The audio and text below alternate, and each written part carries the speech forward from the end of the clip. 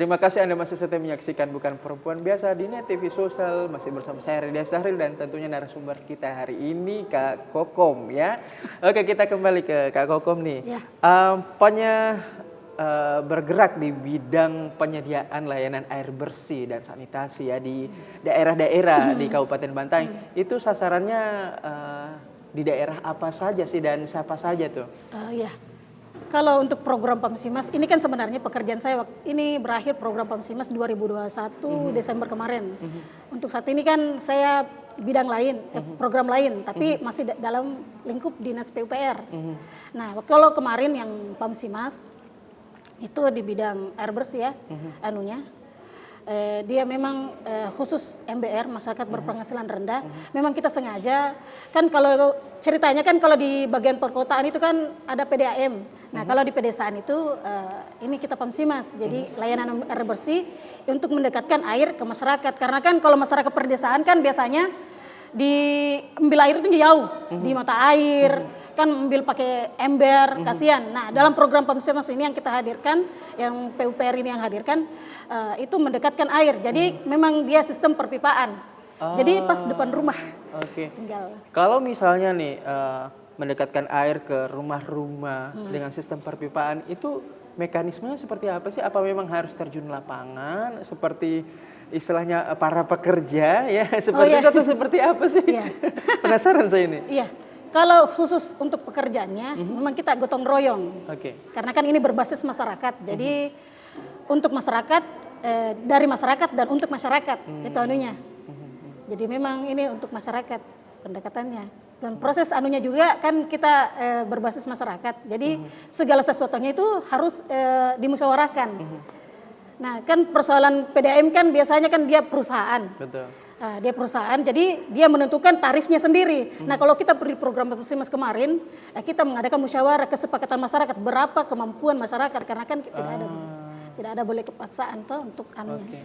Oke. Kalau misalnya pengadaan air bersih ini memang tentunya ada respon atau malah memang sangat didukung oleh masyarakat ya karena mereka sangat membutuhkan. Ya. Itu biasanya di lapangan di daerah-daerah mana saja di Kabupaten Bantaeng yang saat yang kemarin sudah dikerjakan atau mungkin saat ini sedang berjalan itu daerah mana saja tuh? Untuk saat ini memang masih berjalan.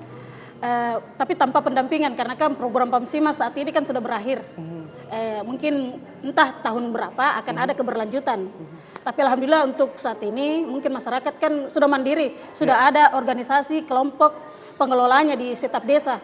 Dan ada 67 desa kelurahan di Bantaeng, ada 43 desa dan kelurahan yang sudah tercover dengan program Pamsimas. Jadi memang kita utama sih di pedesaan karena kan di perkotaan mungkin yang tidak dikelola oleh PDAM, kita yang kelola. Suka dukanya apa sih?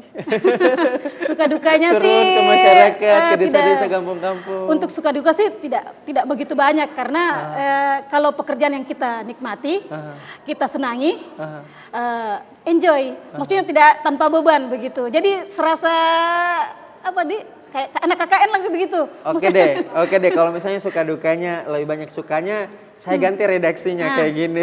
Gimana sih tantangannya di lapangan? Tantangannya sih kalau tantangan kita biasanya kalau kan wilayah pegunungan kan kita ambil sumber air kemarin kan di daerah mata air. Beda kalau di daerah tepi pantai itu tidak jauh jaraknya untuk ke mata air. Jadi kita biasanya pakai opsi pengeboran. Itu gimana tuh Kak Kokom nih terjun ke lapangan seorang perempuan di tengah banyak laki-laki, jangan-jangan sendiri nih perempuan atau gimana tuh? Iya. Aduh. Sudah dari 2014 itu memang dari 10 pendamping di masyarakat, saya yang sendiri perempuan. Wah luar biasa, saya pengen tepuk tangan. Itu gimana tuh? Apa dibonceng naik motor? Naik motor sendiri. Iya sendiri naik motor. Malahan biasanya ke gunung-gunung, ke hutan-hutan. Iya, lebih senang lah. Biasa diajak naik mobil, cuman lebih menikmati naik motor. Karena sambil lihat nuansa, suasana, keindahan Kota Bantaeng itu ya memang di atas motor. Pernah nggak insiden mungkin jatuh atau pernah beberapa kali. Itu bisa diceritain nggak? Itu bisa diceritain malah pernah lagi kecelakaan patah waktu itu kan tapi itu mau ke lokasi. Ya, pernah beberapa kali, mungkin karena apa kan jalanan di Bantaeng kan lika-liku begitu, maksudnya kan tanjakan. Mungkin saya agak kencang, jadi ya. Tapi alhamdulillah masih lah. Oke, kita jeda Masih dulu, kita selamat. jeda dulu. Kita akan break sejenak, kita akan kembali usaha jeda berikut ini. Tetaplah bersama kami di Bukan Perempuan Biasa, hanya di TV Sulsel, TV masa kini.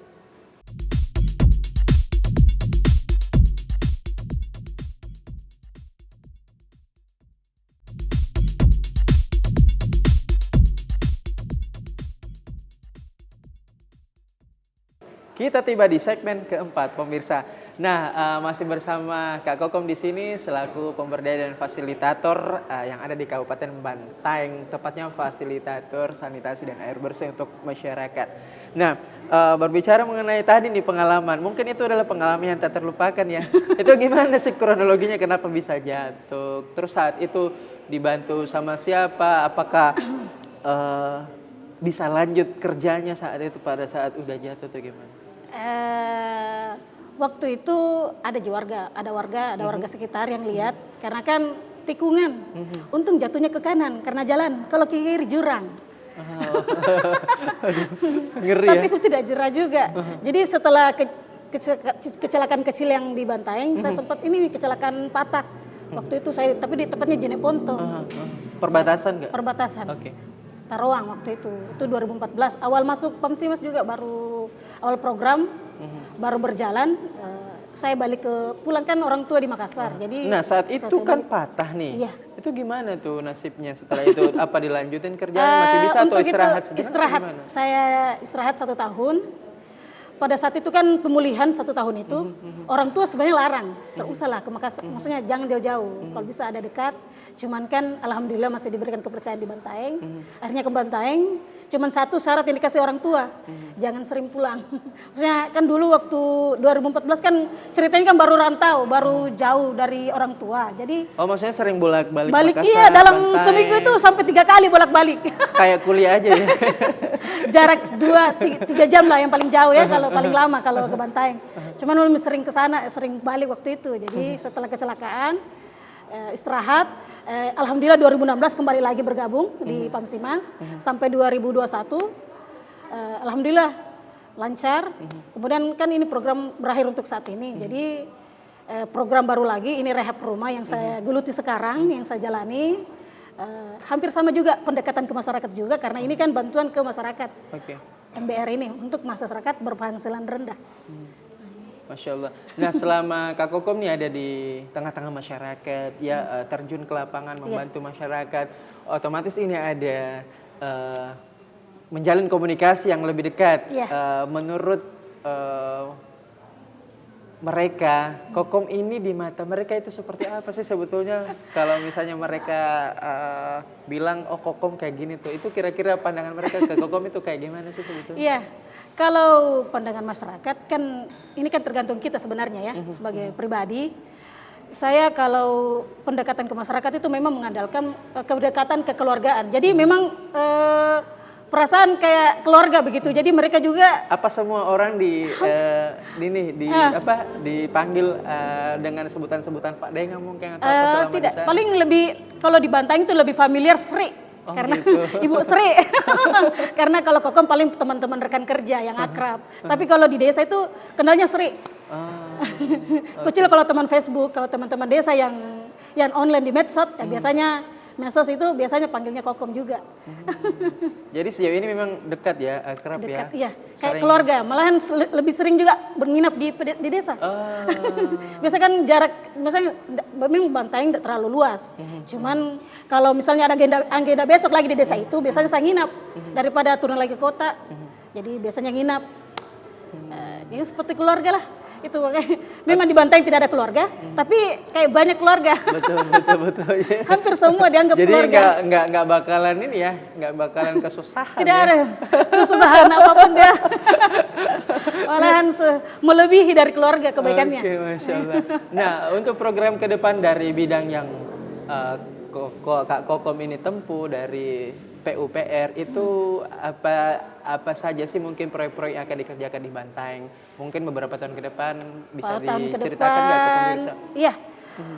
Mungkin kan ini program Pamsimas akan kembali lagi dalam mungkin bukan nama Pamsimas lagi atau mungkin beda nama program lagi, tapi tetap untuk keberlanjutan air bersih. Jadi mungkin tahun ke depan akan lanjut ke situ. Untuk pendidikan mungkin ya saya tahan dulu.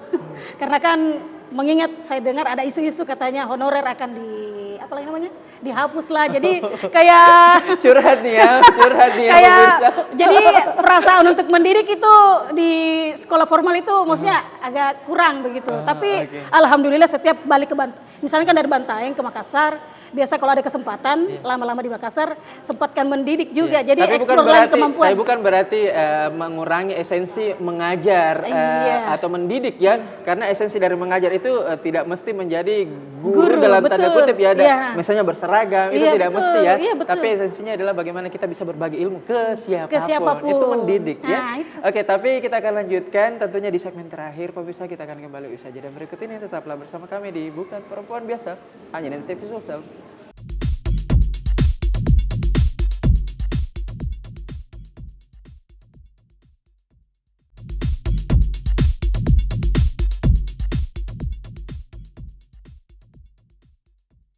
Kami masih setia di sini langsung dari Hotel Maxon, Jalan Taman Makam Pahlawan, on Net TV Sosial Bukan Perempuan Biasa. Kita tiba di penghujung terakhir, sedih sekali. Nggak apa-apa. Oke, kita lanjut nih. Nanti di segmen kelima ini saya mungkin akan bertanya lebih ke personal seperti itu. Untuk quality time nih, kan Kak Kokom nih mobilitasnya tinggi nih ya, banyak banget kesibukan seperti itu, aktivitas padat, terutama untuk pengabdian juga ke masyarakat. Jadi memang betul-betul jiwa raga ini dicurahkan untuk orang lain, masyarakat. Nah, untuk quality time-nya nih, misalnya nih sosial, atau mungkin family time-nya atau me time-nya itu bentuknya seperti apa aja sih kalau boleh tahu? Untuk quality time, me time itu ya saya biasanya nikmati itu di akhir pekan, misalnya di Sabtu Minggu. Kalau misalnya sosial nih, nongkrong nggak atau gimana tuh? Biasanya sih lebih sering ke silaturahim sih, ke kerabat-kerabat. Asyara ya? Asyara. Masyara lebih senang berkunjung, mengunjungi begitu. Oke, betul. Jadi begitu, biasanya kalau lagi suntuk kan di Bantaeng kan tinggal sendiri, jadi sering kalau memang lagi luang, saya sempatkan ke rumah teman. Oke, kalau untuk family time-nya? Misalnya lagi pulang nih ke sini tuh, apa makan bareng sambil nonton TV atau mungkin main game sama keluarga, main ludo atau apa? Kalau pulang kan kalau pulang dari Bantaeng kan 2-3 malam paling lama kalau di Makassar. Jadi memang jarang keluar. Memang menikmati kebersamaan bersama keluarga, cerita-cerita. Keluh kesah juga, apa-apa di Bantaeng, bagaimana kesehatan. Ya? Iya, curhat-curhat. Iya. Kalau me time-nya gimana? Lebih menikmati sendirinya sih biasanya ke liburan. Saya liburan, kan di Bantaeng banyak wisatanya, jadi biasa sesekali saya berkunjung ke salah satu tempat wisata yang di Bantaeng ya. Biasa menikmati situ sendiri saja. Biasa panggil teman sih. Biasa nggak kalau misalnya sendiri di kamar dengar-dengar lagu atau mungkin nulis diary atau nulis-nulis sesuatu apa gitu? Tidak, bukan tipe perempuan yang maksudnya kayak gitu, maksudnya tidak suka. Saya lebih suka emang ekstrovert banget ya. Saya rasa hal begitu tidak produktif. Oh gitu. Makanya lebih actionnya gitu, lebih ke action. Lebih ke berinteraksi ya. Berinteraksi langsung. Daripada mengisahkan itu di dalam buku ada. Oh gitu ya. Langsung aja ya. Langsung saja keluarkan saja. Berarti memang tipe-tipe ekstrovert banget nih pemirsa. Jadi kalau misalnya pengen cari teman, cari nih Kak Kokom. Ekstrovert banget. Oke, terima kasih Kak Kokom sudah hadir di acara kami ya di Net TV Sosial di Bukan Perempuan Biasa. Pokoknya jangan kapok-kapok kalau nanti kita panggil lagi ya. Iya. Terima kasih banyak. Ya itulah obrolan kami bersama seorang Sri Kurnia SPD atau biasa dipanggil Kokom, salah seorang pemberdaya dan fasilitator yang ada di Sulawesi Selatan, tepatnya di Kabupaten Bantaeng, yang telah mengabdikan hidupnya beliau untuk membantu masyarakat. Dan Masya Allah ini adalah salah satu perempuan juga yang menginspirasi pemirsa yang ada di rumah. Semoga tontonan kita atau obrolan kita hari ini bermanfaat untuk kita semua. Akhir kata saya Reda Zahril. Assalamualaikum warahmatullahi wabarakatuh dan sampai jumpa di Bukan Perempuan Biasa episode selanjutnya on Net TV.